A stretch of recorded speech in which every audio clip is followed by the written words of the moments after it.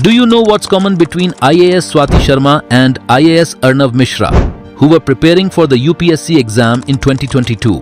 They both choose the same optional subject for the UPSC exam, which is sociology. They both decided to join Vikash Ranjan Sir's sociology optional program and prepared the mains examination in sociology under his teaching and mentorship and succeeded in the UPSC civil service examination. Vikash Sir daily after class interaction with students cleared their general studies doubts as well. Just like IAS Swati Sharma and IAS Arnav Mishra, many others also followed Vikash Ranjan Sir guidance and teaching for preparation of sociology optional. And remember, success is not a matter of chance, rather right choice. Thousands of toppers made right choice by joining Vikash Ranjan Sir for sociology and essay preparation. That is a solution for 750 marks in mains. Make right choice and subscribe our courses for sociology optional, essay, ethics and CSAT. Hello everyone, my name is Shevi Dubey. मैं सिहोरा एक तहसील है Jabalpur district MP की, वहां से belong करती हूँ। मैंने अपनी अर्ली स्कूलिंग जो है वो अपने होम टाउन से की है। उसके बाद मैंने बीएससी एंड एमएससी मैथ से कंप्लीट की है, जिसके बाद मैंने सिविल सर्विसेज की प्रिपरेशन स्टार्ट की। ये यूपीपीसीएस में मेरा सेकेंड अटेम्प्ट था एंड मुझे डेप्यूटी जेलर में रैंक 3 हासिल हुई है। इस वीडियो में मैं अपनी स्ट्रैटेजी डिस्कस करूंगी। मेरे हिसाब से जो यूपीपीसीएस की स्ट्रैटेजी है वो एक ऑल इंक्लूसिव होनी चाहिए आपकी प्रीलिम्स, मेंस और इंटरव्यू को लेकर। आप ये नहीं कह सकते हैं कि कोई भी लेवल एक दूसरे से अलग है, बिकॉज जो आप प्रीलिम्स में नॉलेज गेन करते हैं कहीं ना कहीं वही आपका बेस होता है जिसको आप एक्सटेंशन की तरफ लेके जाते हैं मेंस में। और मेंस में जो आप आंसर राइटिंग के फॉर्म में इन डेप्थ अंडरस्टैंडिंग डेवलप करते हैं वही आपका एक बेस के रूप में काम करता है आपके इंटरव्यू के लिए। तो कोई भी मुझे ऐसा लगता है कि सिविल सर्विसेज का अगर एग्जाम है तो उसकी जो स्ट्रैटेजी होती है वो तीनों लेवल के ऑल एनकम्पासिंग होती है। सबसे पहले मैं स्टार्ट करती हूँ प्रीलिम्स से। तो प्रीलिम्स में मुझे ऐसा लगता है कि आपको घटना चक्र पूर्वलोकन बहुत अच्छे से करना चाहिए। If not all subjects but at least the important subjects like polity, history, general science, जिनका वेटेज काफी ज्यादा है, इनकी घटना चक्र आपको बहुत अच्छे से कर लेना चाहिए। और पीवाईक्यू क्वेश्चंस भी उसी में हो जाते हैं, बट आप उसको थोड़ा एक ईयर वाइज भी पीवाईक्यू लगा के देखिए कि आप कितने क्वेश्चंस कर पा रहे हैं। सेकेंड एम्फेसिस आपका करंट अफेयर्स पे होना चाहिए कि आपको एटलीस्ट 1 ईयर का करंट अफेयर्स एंड 6 इयर्स का थॉरो करंट अफेयर्स आपके टिप्स में होना चाहिए। करंट अफेयर्स की भी अगर मैं बात करूं तो यूपीपीसीएस में फैक्चुअल करंट अफेयर्स का ज्यादा वेटेज है। आप थोड़ा एरिया आइडेंटिफाई करिए कि किस तरीके के क्वेश्चंस आते हैं और उस तरीके के अपने शॉर्ट नोट्स बनाइए। जैसे मैंने करंट अफेयर्स के लिए ई दृष्टि की मैगजीन्स की थी। उसके अलावा बहुत सारे वीडियोस आते हैं लास्ट मोमेंट पे, लास्ट 6 मंथ का करंट अफेयर, लास्ट 1 ईयर का करंट अफेयर, ऐसा मैराथन टाइप्स। आप ऐसे वीडियोस को देख सकते हैं और जो भी आपको नॉलेज नहीं पता हो उसमें से वीडियोस से अपने नोट्स में इनकलकेट कर सकते हैं। इस तरीके से अगर आप करेंगे तो आपका 70-80% जो क्वेश्चंस हैं वो कवर हो जाते हैं। उसके बाद मुझे लगता है कि अब के जो पेपर्स यूपीपीसीएस में आ रहे हैं उसमें भी एलिमिनेशन वगैरह की काफी इंपॉर्टेंस बढ़ गई है। तो आपको कुछ पेपर सॉल्व करके देखना चाहिए और आपको देखना चाहिए कि आप कितना 2 आवर्स के टाइम फ्रेम में एलिमिनेशन टेक्निक्स वगैरह लगा सकते हैं। उसके लिए मुझे ऐसा लगता है कि आपको कोई टेस्ट सीरीज लगानी चाहिए। अगर आप टेस्ट सीरीज कोचिंग में जाके ज्वाइन नहीं कर रहे हैं तब भी आप मेक श्योर करिए कि आप रूम में भी 2 आवर्स का डेडिकेटेड टाइम लें और उस टाइम फ्रेम में टेस्ट पेपर को लगा के देखें कि आप कितने अच्छे से सॉल्व कर पा रहे हैं। बिकॉज माइनस मार्किंग के कारण कई बार ये क्वेश्चन उठते हैं कि कितने क्वेश्चन अटेम्प्ट करना चाहिए।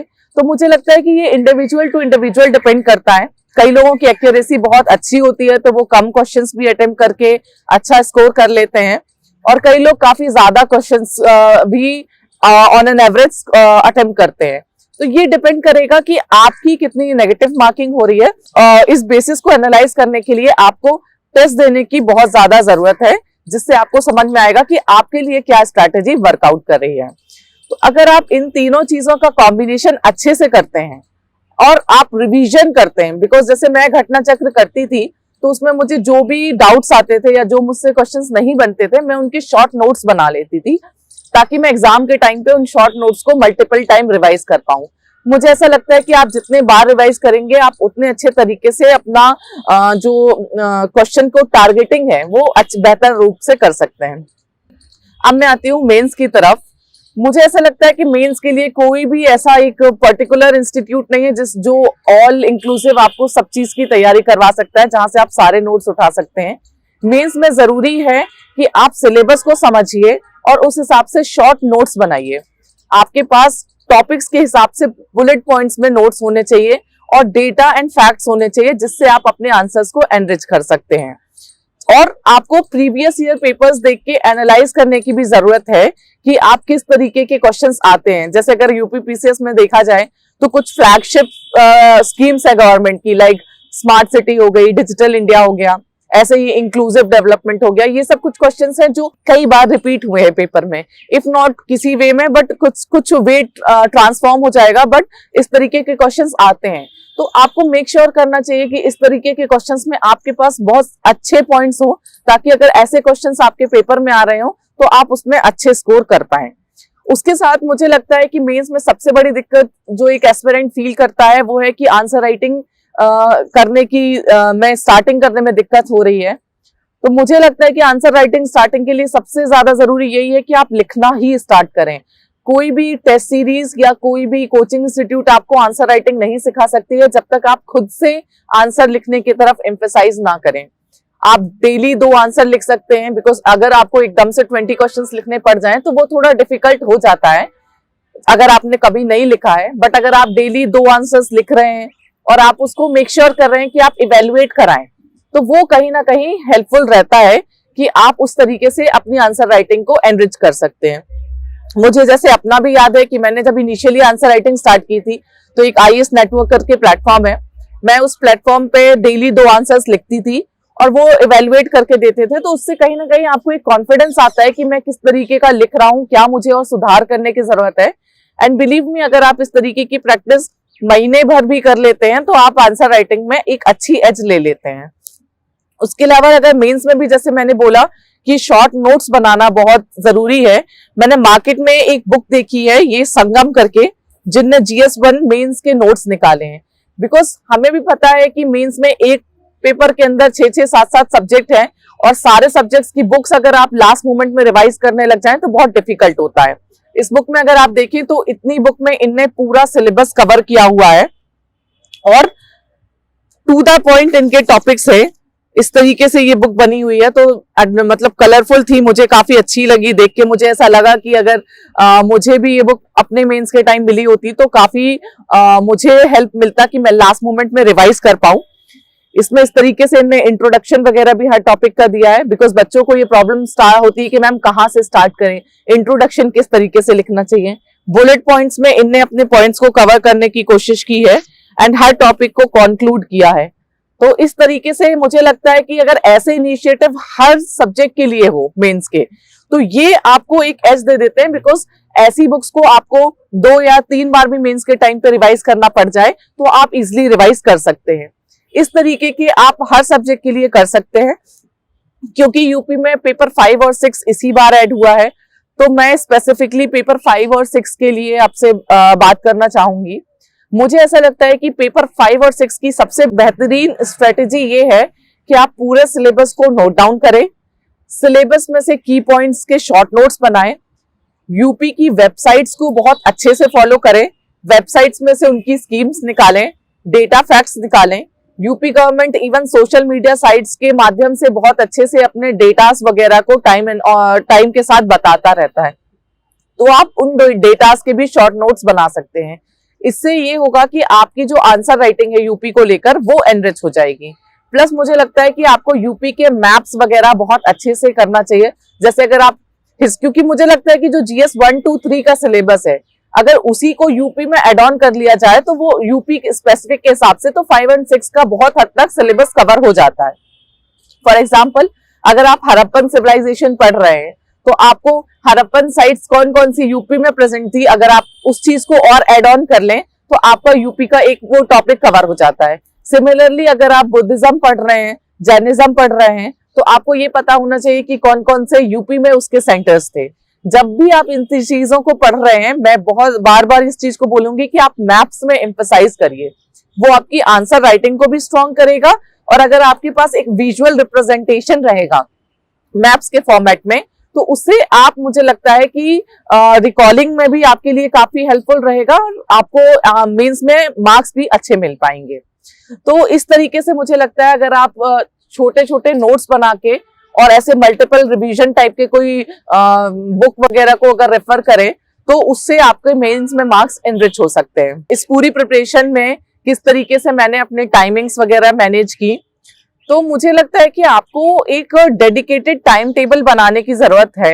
अगर आप टाइम टेबल और टाइम फ्रेम बना के चलेंगे, तो उसमें आपको हर सब्जेक्ट को करने में बहुत सहायता मिल जाती है। जैसे कि मेरा, जब अगर मेंस की बात की जाए, तो मैंने मेंस के टाइम पे इंश्योर किया था कि पूरा एक टाइम टेबल बना लिया था कि मुझे अगर एक 17 टेस्ट या 18 टेस्ट लिखने हैं, तो मैं कब कौन सा टेस्ट लिखूंगी, और मैं पूरा टाइम टेबल के साथ चलती रही। उससे मुझे ये हेल्प मिली कि मेरा जो सिलेबस था वो टाइमली कवर हो गया है।